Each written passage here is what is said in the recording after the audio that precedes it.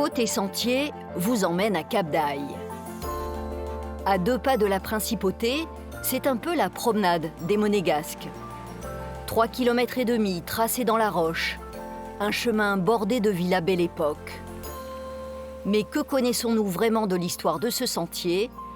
Je vous propose de découvrir ensemble ce bord de mer mythique.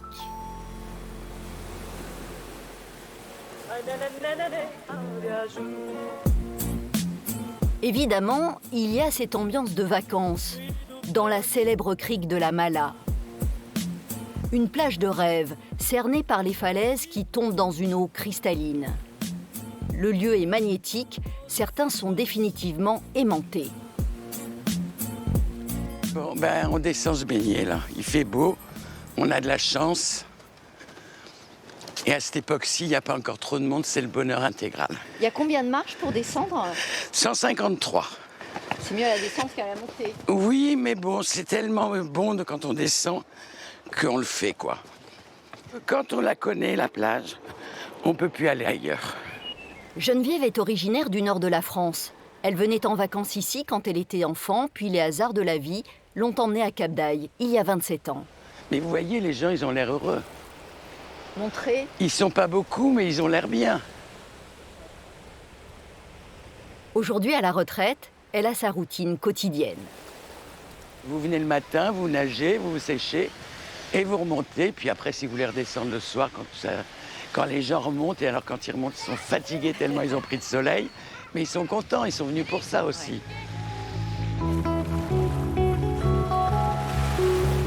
Bien avant que Geneviève ne se mette à l'eau, un étrange bateau se dirige vers la plage. À bord, l'équipage des agents d'entretien de la ville de Cap d'Aille. Voilà, celle-là, ce sera celle d'aujourd'hui. Mike ne se lasse pas de longer le sentier littoral. Tous les jours, quand la météo le permet, la barge Marianne fait cap vers la Mala. Regardez, comme je dis toujours, c'est mon bureau. Je vais au bureau avec plaisir. À l'époque, les agents remontaient les poubelles à dos d'homme sur les fameuses 153 marches que nous avons descendues avec Geneviève. Je vous en prie. Voilà.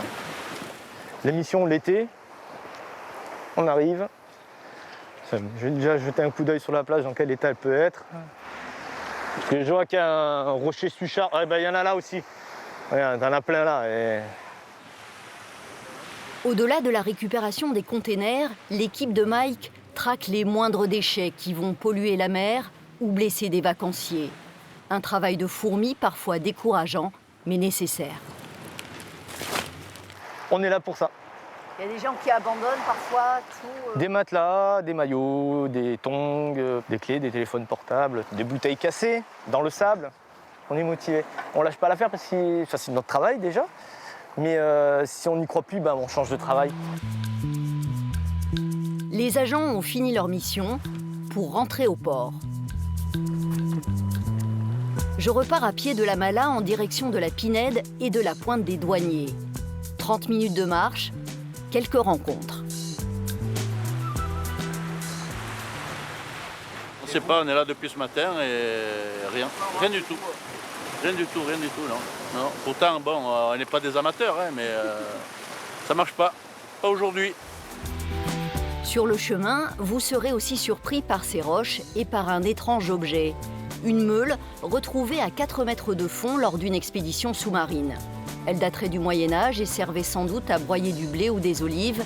Personne n'a trouvé d'archives sur cette carrière de pierre.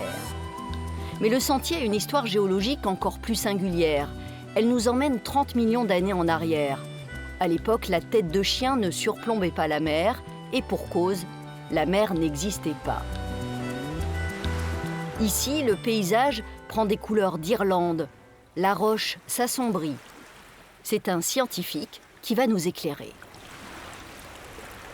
Donc là, on est sur la Pointe des Douaniers. C'est un lieu très intéressant au niveau pour les géologues, car c'est le fameux volcan de Cap d'Aille.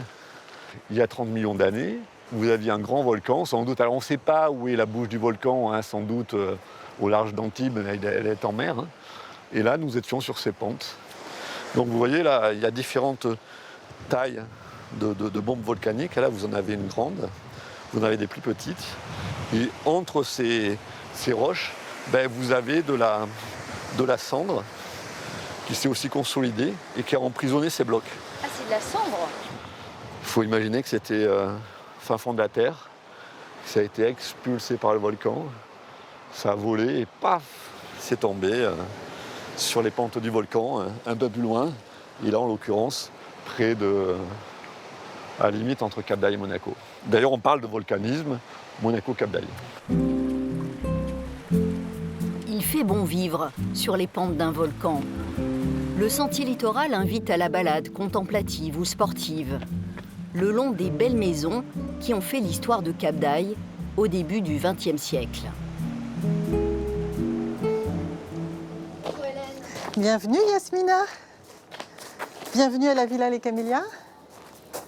Ah, quelle belle maison, c'est une vraie maison belle époque. C'est une maison belle époque. Et ici à Cap d'Aille, étant donné qu'on était sur un territoire littoral vierge, d'ailleurs ça ne s'appelait pas Cap d'Aille, ça s'appelait La Turbie-sur-Mer, c'était un quartier de La Turbie, donc dans les hauteurs, qui s'est en fait séparé et distingué de La Turbie en 1908. Il faut savoir qu'en 1900, c'était l'hiver qu'on venait sur la Riviera, parce que pour cette gentry internationale qui avait beaucoup de moyens, elle aimait à trouver l'endroit le plus agréable qu'on puisse trouver en Europe pour son climat. Et là, l'endroit est plutôt agréable. Et plutôt agréable, sentier, exactement. Bord de mer, bien installé, première ligne. Voilà. Les industriels de l'époque vont utiliser leurs matières premières, le verre, le fer forgé. Leurs maisons doivent montrer l'opulence, la richesse. Les intellectuels vont aussi adopter ce bord de mer inspirant. Cette maison, elle a été occupée par des hôtes prestigieux. Elle était 42 en particulier, et c'est une fierté. André Malraux va louer la villa Les Camélias. Et on a beaucoup de chance parce qu'André Malraux a invité à l'époque un auteur qui elle-même a écrit et rédigé un ouvrage sur cette période, a raconté ce qui se passait dans la villa Les Camélias à l'été 1942. L'illustre hôte d'André Malraux, ni moins que André Gide. Dans cette villa Les Camélias, devenue un musée, bercé par les notes du piano mécanique, c'est toute la mémoire du sentier littoral qui nous emporte avec des photos souvenirs. André Malraux et André Gide, ou d'autres personnages mythiques. Winston Churchill qui aimait peindre sur le sentier. Greta Garbo, la célèbre hôte de la villa The Rock. Que vous soyez célèbre ou anonyme, riche ou modeste, ce chemin est un cadeau, accessible à tous, rassurant. Un balcon sur la mer qui résiste à l'écume des jours.